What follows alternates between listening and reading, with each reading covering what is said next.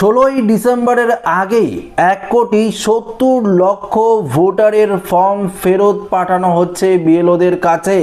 এমনটাই নির্বাচন কমিশনারের তরফ থেকে পরিষ্কারভাবে জানিয়ে দেওয়া হয়েছে। বন্ধুরা, আপনার ফর্মও যদি রিটার্ন করে দেওয়া হয় বা ফেরত পাঠানো হয়, তাহলে আপনাদের কোন নথিগুলোর প্রয়োজন পড়বে। এই মুহূর্তে নির্বাচন কমিশনারের তরফ থেকে এই বিষয়ে কি আপডেট উঠে এসেছে, আজকের এই ভিডিওটিতে এই বিষয়ে আপনাদেরকে একদম বিস্তারিতভাবে জানিয়ে দেব। তো ভিডিওটি অবশ্যই আপনারা প্রত্যেকেই প্রথম থেকেই শেষ পর্যন্ত সঙ্গে থাকবেন। দেখুন বন্ধুরা, আপনারা প্রত্যেকেই জানেন যে 16ই ডিসেম্বর খসড়া তালিকা প্রকাশিত হবে, তাই তো? এই খসড়া তালিকা প্রকাশের পরে হিয়ারিং পর্ব শুরু হবে। তার আগেই নির্বাচন কমিশনারের তরফ থেকে 58 লক্ষেরও ওপরে ভোটারদের একদম পরিষ্কারভাবে ফর্ম বাতিল করে দেওয়া হয়েছে। পাশাপাশি 1,70,00,000 ফর্ম রয়েছে যেগুলোকে আবারও ফেরত পাঠানো হচ্ছে এবং সেই 1,70,00,000 ভোটারের ফর্ম আবারও ভেরিফিকেশন করতে হবে।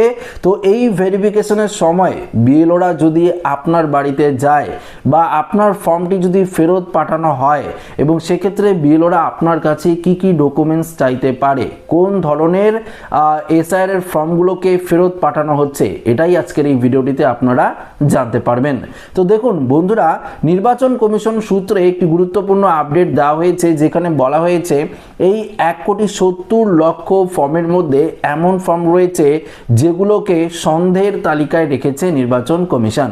ধরুন আপনার নাম, বিশেষ করে কাদের সন্দেহের চোখে রাখা হয়েছে, যে যারা নিজের আত্মীয়ের জায়গায় বাবা মা বা ঠাকুরদা ঠাকুমার নাম দিয়ে এসআইআর ফর্ম ফিল আপ করেছেন। এটাই নির্বাচন কমিশন বলেছিল, কিন্তু তারপরও আপনারা তো করেইছেন, তাই তো? আপনার বাবার নাম যদি 2002 সালের ভোটার লিস্টে থাকে, তাহলে তো অবশ্যই আপনারা কি করবেন, সেই তালিকা অনুযায়ী তো আপনার বাবার ডিটেলস দেবেন।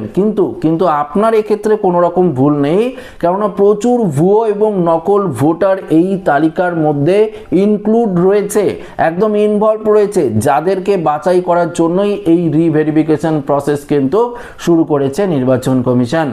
দেখুন, আপনার এক্ষেত্রে অনেক ক্ষেত্রেই দেখা যাচ্ছে যে বিভিন্ন জেলায়, শুধুমাত্র হয়তো আপনার বিএলওর সাথে আপনারা যদি যোগাযোগ করেন দেখতে পারবেন বা শুনতে পারবেন তার কাছে, যে প্রত্যেকটা বুথে বিএলওর কাছে প্রায় 100 থেকে 150 ফর্ম কিন্তু রিটার্ন এসেছে আবার রিভেরিফিকেশনের জন্য।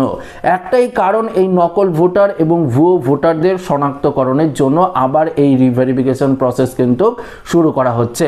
দেখুন, অনেকেই কি করছে, যে নকল বা ভুয়ো ভোটার বানিয়ে বা বাবা মা বানিয়ে যারা ভোটার কার্ড বানিয়েছে, তাদের বাবার ক্ষেত্রে এবং তাদের ক্ষেত্রে বয়সের যে তফাৎ সেটা দেখা যাচ্ছে 15 বছরের নিচে।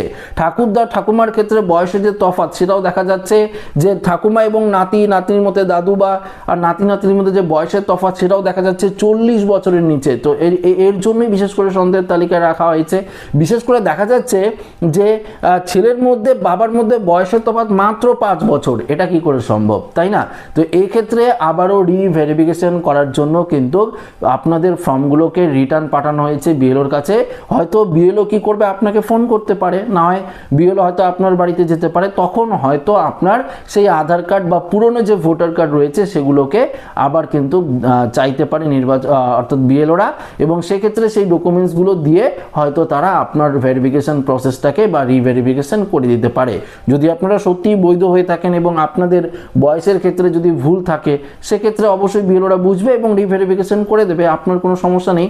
এবং যদি দেখে যে আপনি নকল বা ভুয়ো ভোটার, আপনার কোনো ডকুমেন্টস আপনি দিতে পারছেন না বাবার বা কোনো রকম কিছু যেগুলো চাওয়া হচ্ছে, সেক্ষেত্রে আপনার রিভেরিফিকেশন হবে না এবং সেই সমস্ত ভোটারদেরও কিন্তু একদম হিয়ারিংয়ে ডাকা হবে। এটা স্পষ্টভাবে জানিয়ে দিয়েছে নির্বাচন কমিশন এবং হিয়ারিং প্রসেসটা কিন্তু খুব কড়াকড়িভাবে হবে।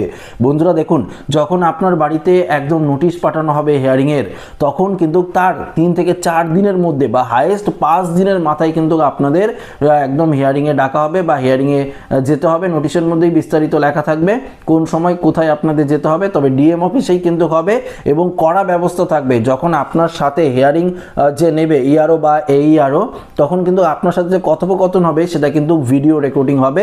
আপনি সিসিটিভির যে ফুটেজ রয়েছে এর মধ্যে কিন্তু থাকবেন। পাশাপাশি কেন্দ্রীয় বাহিনীও কিন্তু মোতায়েন করা হতে পারে, কেননা হিয়ারিংয়ের সময় বিভিন্ন ধরনের সমস্যা হতেই পারে। তার জন্য আগে থেকেই কিন্তু ব্যবস্থা নিচ্ছে নির্বাচন কমিশন। তো বন্ধুরা, আশা করি এই আপডেটে বুঝতে পারলেন কোন 1,70,00,000 ভোটারকে আবারও রিভেরিফিকেশনের জন্য ফর্ম ফেরত পাঠানো হচ্ছে। আপনাদেরকে ক্লিয়ার করলাম। পাশাপাশি হিয়ারিং নিয়ে তো আপনারা অনেক কিছুই জানেন, অনেক জায়গায় ভিডিও দেখেছেন, আমরাও দিচ্ছি আমাদের চ্যানেলে, আপনারা জানেন। তো হিয়ারিং নিয়ে বিশেষ কিছু আপডেট নেই। যদি এর মধ্যে নির্বাচন কমিশনের তরফ থেকে হিয়ারিং নিয়ে আরও কোনো বিস্তারিত আপডেট আসে অবশ্যই আপনাদেরকে দেখাবো। তবে যদি আপনার ফর্ম রিটার্ন পাঠানো হয় বা ফেরত পাঠানো হয়, আপনারা কোনো আতঙ্কিত হবেন না, আপনারা কোনো ভয় পাবেন না। বিএলওরা যে ডকুমেন্টসগুলো চাইবে, হয়তো আধার কার্ড, ভোটার কার্ড, পুরনো ডকুমেন্টসগুলো দেখতে চাইতে পারে, অবশ্যই আপনারা দিয়ে তাদেরকে সাহায্য করবেন যাতে তারা আপনার ফর্মটিকে খুব দ্রুত রিভেরিফিকেশন করতে পারে। কেননা 16ই ডিসেম্বর খসড়া তালিকায় আপনার নাম তো উঠতে হবে, তাই না? যদি আপনারা তাদেরকে কোঅপারেট না করেন, যদি আপনারা তাদেরকে সাহায্য না করেন ডকুমেন্টস দিয়ে, তাহলে তো আপনার নাম খসড়া তালিকায় পড়বে না বা উঠবে না। সেক্ষেত্রে আপনাদের আবার দৌড়াতে হবে, আবার আপনাদেরকে অনলাইনে 6 নম্বর ফর্ম ফিল আপ করতে হবে, বা আরও ধরনের যে ফর্মগুলো রয়েছে অ্যানেক্সার 8 এগুলো ফিল আপ করে হয়তো আপনাদের দিয়ে আবার হিয়ারিং হয়ে আপনাদের নাম কিন্তু নতুনভাবে খসড়া তালিকায় উঠবে। তো একটা অনেক বড় লেন্দি প্রসেস। তো তার আগে আপনারা এই শর্টকাট প্রসেসটা যদি অ্যাপ্লাই করেন, যদি আপনাদের ফোন করা হয় বা রিভেরিফিকেশনের জন্য বলা হয়, অবশ্যই আপনারা কিন্তু যথাযথ উপযুক্ত ডকুমেন্টস নিয়ে আপনারা বিএলওর কাছে যেতে পারেন। বিএলওরা যদি আপনার বাড়িতে আসে তাহলে আপনারা অবশ্যই তাদেরকে সাহায্য করবেন। তো আশা রাখবো ভিডিওটি প্রত্যেকের ভালো লেগেছে। ভিডিওটি ভালো লাগলে লাইক করবেন, ওদের সাথে শেয়ার করবেন, নতুন থাকলে চ্যানেলটিকে সাবস্ক্রাইব করে আমাদের সঙ্গে জুড়ে থাকবেন। ধন্যবাদ।